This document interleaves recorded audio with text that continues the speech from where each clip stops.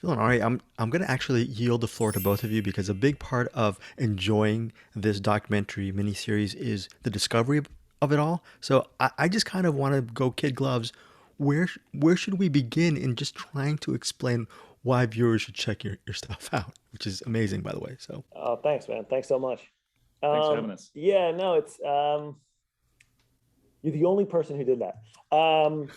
It's I would say it kind of has the best of a few different worlds that I think really do appeal to audiences, right?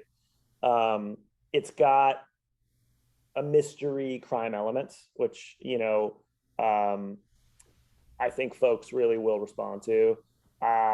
It's got a sort of small town element that I think brings a sort of level of quirkiness, and it's got big, big, big implications on the United States, the political arena, and the kind of world at large, right? And you don't often get all those things in one, and it does so, but while still kind of undermining your expectations, right? So what I mean by that is, think of it as three chapters, right? You've got a guy who is frankly a nobody from a small town, who's a super talented pilot. He's a crop duster. He's a family man. Takes his kids out for ice cream, and then one day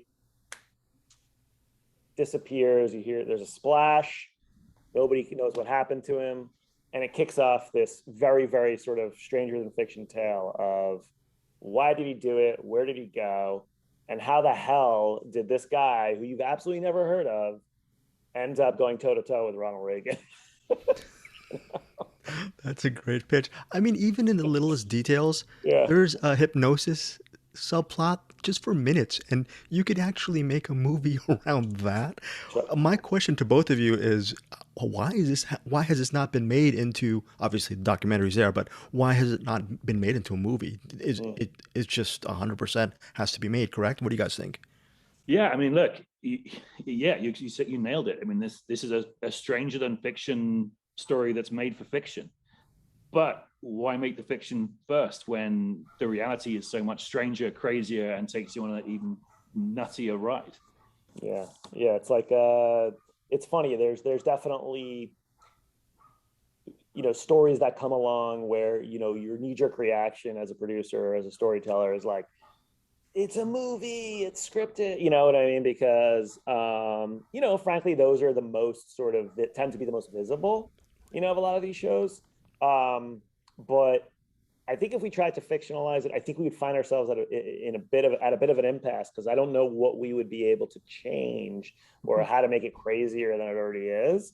Um, and we're in this spot, like as producers and as people, where we came to this kind of place in our careers where we were like,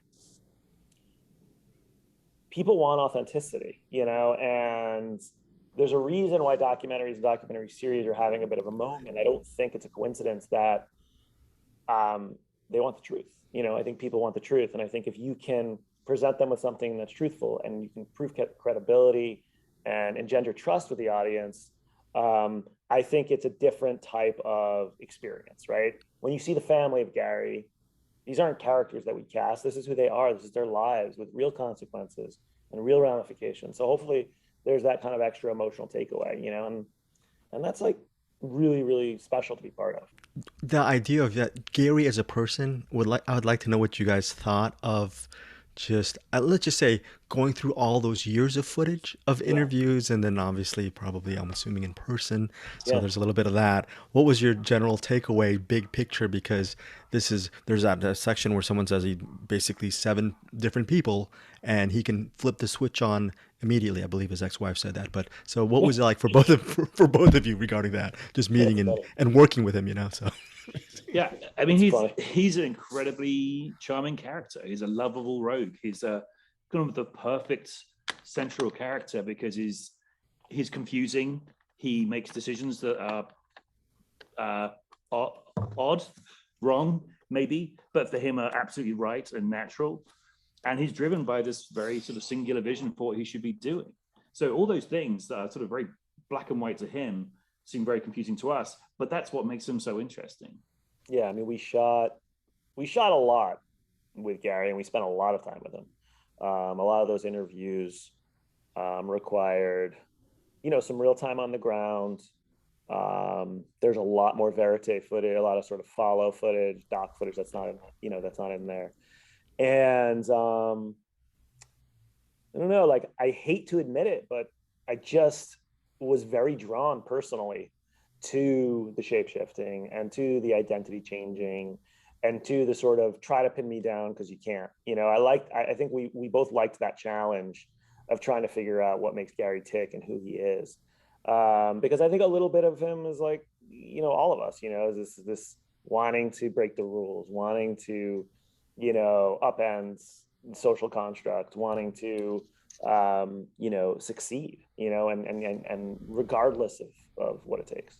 What's the key to interviewing his family members, his wife, and they're really pouring their heart and soul to Yeah. both of you, and both of you are filmmakers, but you're also human beings. What's it like to actually experience all of the just the emotions they're going through during these interviews? It's yeah. I mean, I think both of us sort of went in with just curiosity. You just lean into these people who've been through this incredible. I mean, it's not even an event. It's like a series of crazy events, and so you're sort of digging into sort of what how those kind of how those events sort of impacted them, how they emotionally dealt with that. I mean, it's just a human conversation. You just want to ask the question. Yeah, I mean, they don't. You got to approach these things with a severe sensitivity, right? Because luckily, Craig Hodges, who is the local filmmaker who started, filming with the family many years ago, I think helped tee us up for success, frankly. And I think it got them comfortable, even though he wasn't really making a documentary at that time. He was just doing research, but he knew he was onto something, and I think they finally got to a place where they realized that their story was special, and even if it led to struggle, and even if it led to, sort of, and sometimes personal loss, to their credit, they stepped up and told the story because I think they felt like maybe there was something that people will take away from our story. Maybe they will learn something about,